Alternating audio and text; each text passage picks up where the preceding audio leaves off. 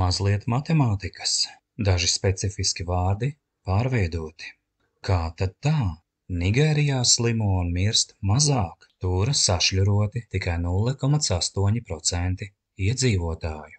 Savukārt kāds Latvijas iedzīvotājs uzdod pamatotu jautājumu tā saucamajiem mūsu valsts ekspertiem, un viņš raksta: kārtējais jautājums mūsu ekspertiem, farmācijas firmu pakalpiņiem, kā arī pārējiem C19 reliģijas pārstāvjiem.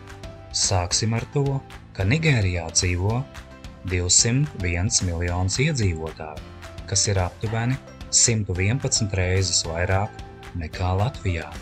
Nošļurošanās aptvere tur nekāda, tikai 0,8%, bet 15. septembrī 2021. gadā saslimstība un arī mirstība no slavenās kaitas tur ir mazāka nekā Latvijā.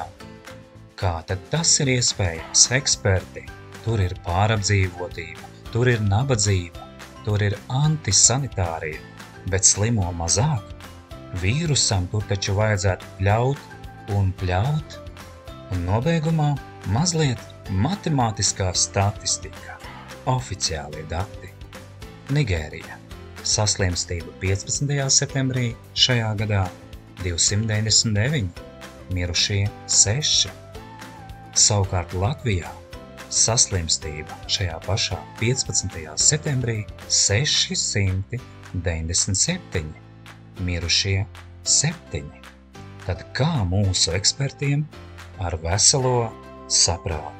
Nedēļa pēc nedēļas iet, un CALR, Likpauri, Tukšpauri un vietējie cariņi turpina veidot schēmas un vadlīnijas, un tagad arī segregāciju pēc sistēmas, stulbs vēl stulbāks.